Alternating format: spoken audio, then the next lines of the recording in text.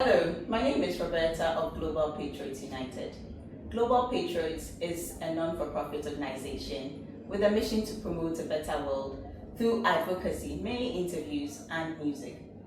We use our platform to address pressing global issues, to raise awareness and ignite a strong will for sustainable actions. As part of our Better World campaign, the theme for the month of January is Wellbeing. This campaign centers largely on the multidimensional facets of well-being and their impact in determining the quality of life of people in the world. Now, my program today, I do have a medical doctor who happens to also be a superintendent of police at the Ghana Police Hospital. He is in the person of Dr. Stephen Anan. Welcome, Dr. Stephen. Thank you, Roberta. Before we delve into more of this, just introduce yourself briefly to us, who you are and what you do. Okay, so I'm Stephen Anan, just as you introduced me. I'm a medical doctor, a medical officer at the Ghana Police Hospital, Management Accra. I'm a health enthusiast, so to speak. I've had the opportunity to see health in various ways, and so I enjoy encouraging people to be well. I enjoy being well myself. Yes, my interests will span areas of medicine, which I don't want to come across as too nerdy, but I love music. Let's just go to the lighter side of it. I love music, and I love traveling around. I love seeing new places. I think those are some of the things I really love to do when I get the opportunity to do. But on top of that, I like letting people know what will be good for them and what is required of them to do health-wise. One of the topics health topics that has been widely discussed really is well-being, mainly mental well-being. But before we dig a bit into that, what is well-being? Okay, so generally, well-being is not as most people think. There's a misconception which usually leads to the idea that when you are well or feeling good in one particular aspect of your life, then you're generally expected to be. And that's generally, or that's mostly perceived to be the physical well-being. People usually think that if your nutrition is right, if you do enough exercise, and then you are able to wake up and sleep adequately, that generally amounts to well-being. But no, it's a multifaceted concept where you want to be in a state of comfort with your physical well-being, with your religious well-being, with your emotions, psychologically and mentally, as you mentioned earlier. In our part of the world, generally psychological and mental health has been suppressed, and you hear it in even our older age, especially towards men. That's something common that we could hear around every time, right? Meaning a man doesn't cry, which in one way or the other suppresses the expression of emotions by a man.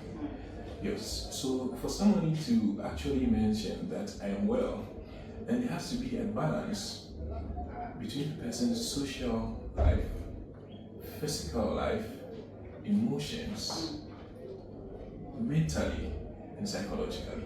So once you have this balance, you're comfortable with every aspect of them. In the absence of pain, which people usually overlook, then we can say that you're well. Oh, that's a good one. Yeah. So, as a global community, would you say we are taking well-being seriously? To be honest, I think that there's been a lot of improvement. You would find that we have a lot of campaigns going on. Today you hear about breast cancer awareness. Tomorrow you hear about people talking about physical well-being. That's through exercise. Another day you probably hear, I think generally it's about cervical cancer awareness. That's in the health field. So you'd hear and you'd see all these campaigns going on. So there is a bit of an improvement because people are getting to know what really their well-being, their physical well-being state. You hear campaigns about mental health for men, mental health for women, and social media has also improved it because every time you go on social media, you're most likely to find something related to health. And if you keep clicking, the algorithm will keep on giving you such information. So I think generally, especially with the aspect of education, most people have become aware of what well-being is. Though the idea has still not sunk in that it's not only a matter of physical well-being, maybe the different facets are being introduced here and there. Yeah. And I think that's generally an improvement, but we still have a long way to go. Yes. As a global community. We do have a long way to go. Yes. We have to be in a state where we know that physical can affect religious can affect emotions, and emotions can affect your mental and psychological health. Once we are aware of that and we work or strive towards putting all of these in equilibrium and being comfortable, then we are achieving a lot of results. So I think generally, global community, we are doing pretty well, but we still have a long way to go. Yeah. So what will be the impact of physical activity? You mentioned physical activity earlier on. So the impact of physical activity, nutrition, and psychological health on our general well-being. Okay. Everybody has to understand that we are a whole being. Physical activities, nutrition, management of mental health or emotions all come together to make you who you are. What you eat provides the nutrients, the building blocks of your body. Essentially, the amount you eat, the quantities you take in, how you're able to expend these quantities, which we know in our world generally as calories, how much stretching, yoga, jogging, swimming that you put in to make sure these nutrients, which in their basic forms in their body, are being utilized well. All these facets have a link with each other, as I mentioned earlier, and there has to be this effort to put them together, put them in equilibrium. Then we can say we are well. What are some of the current global well-being challenges that we are facing? First off, I think we have to know knowledge. Knowing what well-being is a key thing. I think in previous explanations that I've given, I think I've made it a point to mention how important it is for us to know. You don't know, then you can't do anything about it. Yeah. So we have to be aware. There's a lot of awareness going on. I cited some examples. But then we need to go beyond that. For those who are in developed communities, like Accra, the Western world, and so on and so forth, the ease of gaining internet access, being able to read, the standards of education makes it easy for you to just go online and say that, okay, let me just read up on peptic ulcer disease, for instance. But what happens to the folks in the rural areas who are in areas that are out of reach for basic internet, who don't even know how to read? So the efforts would have to go in such a way that we look beyond centralizing the awareness or education in communities that have a lot of access already. So let's create more outreaches. Let's go to the villages. Let's go beyond our comfort zone and teach them, show them that, okay, fine, this is it. These are the basic things that you need to do to prevent pneumonia. These are the basic things that you need to do to prevent malnutrition. These are the combinations that you can have in your nutrition so that your child can live and grow well. You don't necessarily have to have the fanciful home and be able to afford all these branded nutritional supplements. before your child can labor, you could use local, let's say, legumes. You can combine it with maize. You could make healthy cereals for your baby. People don't even know these basics. So you would realize that they would have babies, for instance, who are malnourished, and this is very rampant. And it's not just in Africa; it goes beyond. There are areas in Asia, even in the Western world, there are areas where malnutrition is being reported. So knowledge, I think, is the first thing that we have to work on, and that will be an area where the individual has to be intentional about. The NGOs who are willing to help be intentional about, and the governments and other health institutions have to be intentional about, so that the knowledge is spewed out not only to the privileged in quotes, but the underprivileged as well. So that's the first thing, letting them know. The next thing is access. Understand that preventive medicine is the best way to go. However, you can't prevent it every time. There are some instances where the condition has gone beyond taking preventative steps. You need proper medical care. Do we have the same standards of medical care here in Accra, in a village somewhere in Kenya? No, we can't compare. There has to be equity in sharing. There has to be an intention from organizations, let's say the government, Ministry of Health, and other health organizations, to be able to equip, build hospitals that are equal. If not even equal, they are a bit closer to the standards that we see in the developed areas, so that even people in far areas can still access quality healthcare. If you're not able to access it, and you can even pay for it, you are still likely to gain some form of infirmity or gain some form of illness from the morbidity, and even may end up dying. I hope we're clear on that. So the access to healthcare has to be made available to every single person. So there are quite a lot of initiatives that are going on.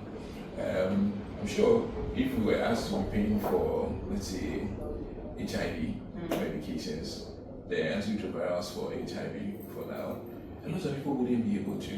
But there are a lot of NGOs that are coming in, subsidizing them, and potentially making them free for everybody to have access to. So when these groups come together, and as individuals we support such groups to make healthcare, health products available and easily accessible to everyone, then it will be easy for the person to also take steps towards treatment, not just the preventative part.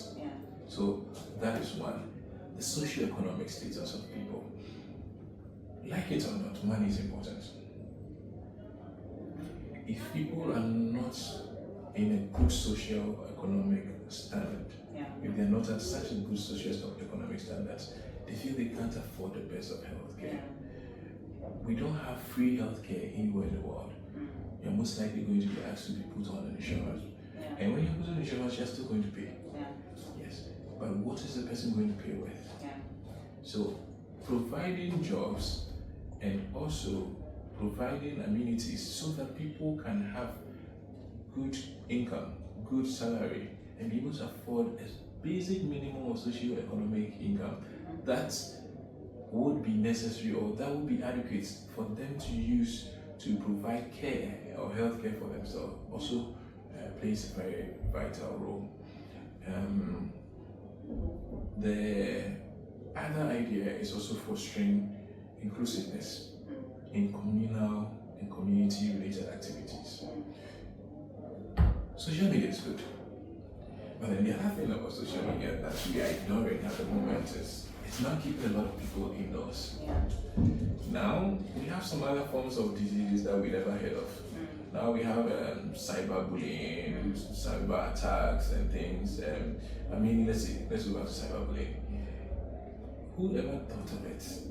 Back in the days when the internet wasn't this common, who ever thought that somebody would feel bullied by another person on social media that they never met before, and actually be depressed and possibly commit suicide. Nobody ever imagined that. We are in a phase where most of our generation spend their time on social media. It doesn't give them the chance to communicate with each other. It doesn't give them the time to communicate with their family members.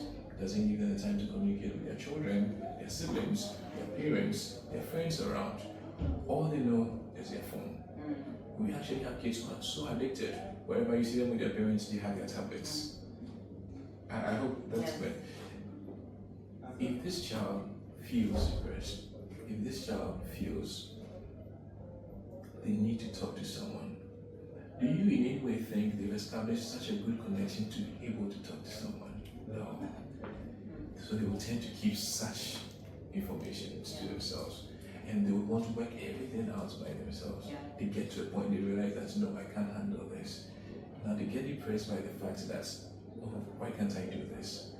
And then it spirals down before you realize they are either getting a morbid condition or they've committed suicide or killed themselves one way or the other. So as much as social media, the internet, has been able to provide a platform where knowledge is abundant, where other social connections also matter, know that the interpersonal relationships also matter, and we have to foster that. Yes. It has to be easy for one man to talk to his friend, one he trusts in, and tell him that, you know what, Charlie, this is what I'm thinking of. This is what is bothering me. This is what I need help with. Who knows? There's a knowledge, a problem shared. It's household.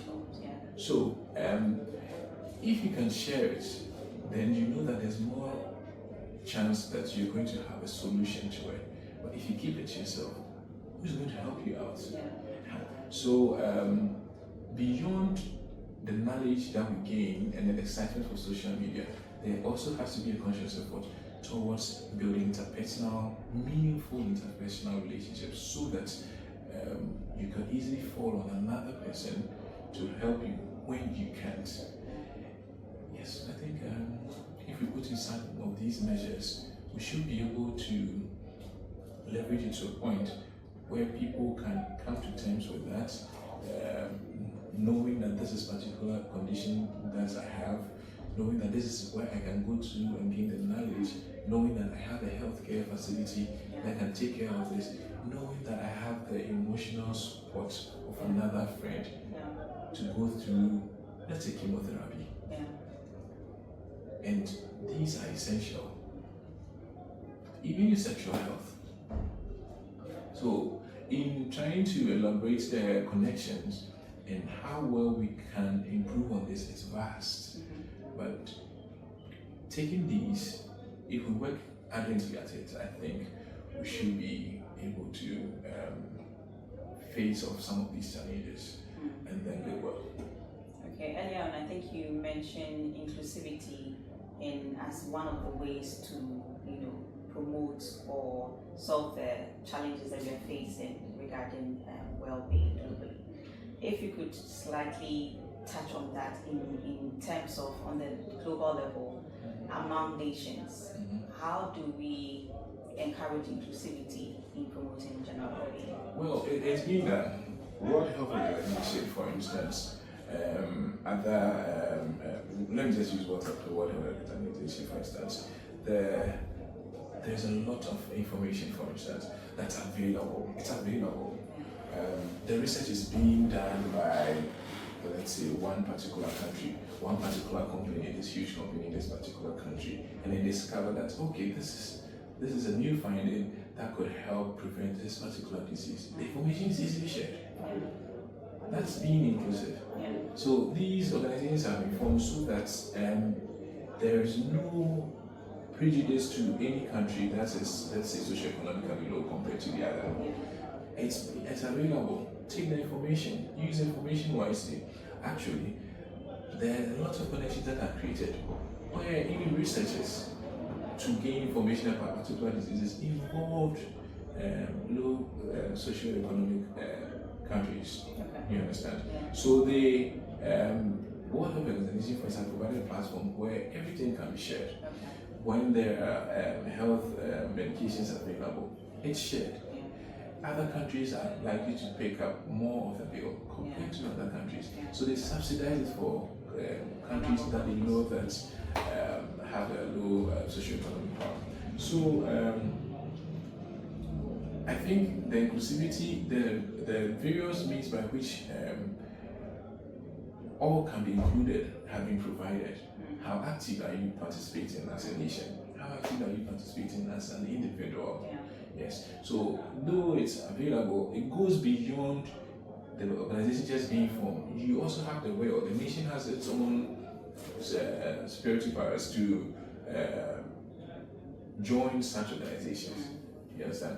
So there's a will for which you can actually decide that, okay, fine, let me join this. Let me join this group. Maybe for this benefit. Maybe I can contribute this. That's a form of inclusivity. That's on a larger scale. When you come down, it's pretty much the same thing. Let me use Ghana again. It will be much easier if you can easily share knowledge across all district hospitals, share knowledge across all teaching hospitals and regional hospitals, which is being done. The Ghana Health Service, together with the Ministry of Health, is doing that. That is a form of inclusivity, where nobody is left behind. Whenever there is a particular project that can benefit everybody in the country, it is easily shared. So inclusivity, the platforms are already available. People need to be aware. Medical professionals have to be aware and be willing to join in so that they can also get information and trickle it down to their patients and their clients.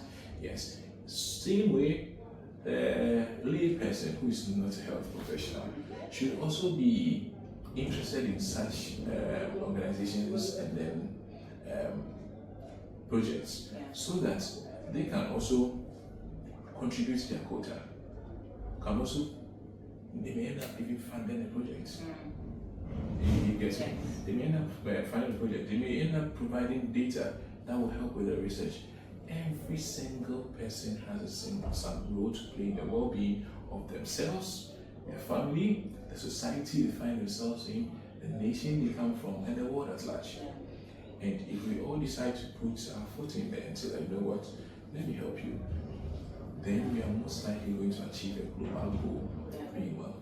So, narrowing down to mental health, there's this article that spells out that poor mental health costs the global economy $2.5 trillion every year on productivity. What do you make of this? Absolutely, and that's it goes without saying, to be honest. If I'm not in the right frame of mind, I'm not going to give my best at work. If I feel stressed, if I feel depressed, if I feel I'm not okay, and I'm a medical doctor, and say I'm supposed to attend to 20 patients, and my mental health has not been taken care of, I've not sought appropriate help, and when I come to work, I'm probably even going to end up killing patients, in quotes. I hope you understand me.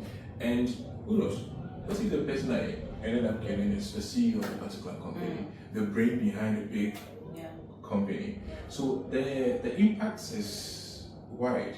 It can be immediate at your workplace, but in this scenario that I just gave you, I could probably end up making the whole company lose the brainchild behind the company, and that would cause the company to drop or fall off, which would have contributed to the economic progress of the country. Yes, so it's multifaceted. It's the same way for another person. You're interviewing me today, right? There's an impact to all of this, right? You work for Global Patriots. Yes. What if you're also not in the right frame? Will we be having this discussion? Will you be able to send information across? Will people know about well-being? No. Which will also mean that when people are not having this knowledge, they are also not thinking that, oh, I have to consider psychological, I have to consider mental health. Then that means the little pain they feel, they will try, the little depression that they feel, they will still try and force to go to work. and yet not be giving their best output. Meaning companies cannot achieve their goals, they can't achieve their set targets. And once we are not achieving set targets and goals in one company and we can replicate it across, then generally our output as a nation will be poor, and our economic standards will drop.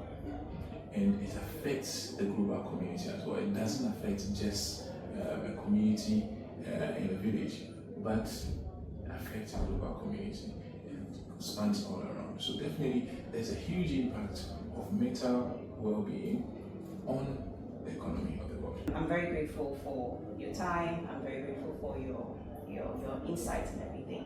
What would be your final words to the global community? I think everybody has to come to the understanding and awareness that an individual cannot make a community. Individuals come together to form a community. Communities come together to form regions. They come to form nations. They come to form continents. And continents come together to form the global community. So the single unit of the global community is an individual. And each person has to be conscious in keeping themselves well. If every individual is able to keep themselves well and be in a well-being state where their social, emotional, religious, physical, psychological, and mental health are all in unison and in a comfortable way, then we have a healthy and well global community in general, which essentially means that we are going to have better outputs together as a people. The duty or the responsibility lies on the individual. However, the responsibility could also be borne by organizations. People should put in the effort, organizations should put in the effort to make it part of their annual goals, their monthly goals, to make people aware of how much well-being is important to themselves and the communities and the companies and wherever they find themselves in. A well individual, a well community, a well nation, a well continent, a well global community, it's a happy global community. Creating a better world is not a one-man show. It is an all-hands-on-deck affair. So join us to create the better world we all hope to experience. I am Roberta McAfee Robertson of Global Patriots United. Have a good one.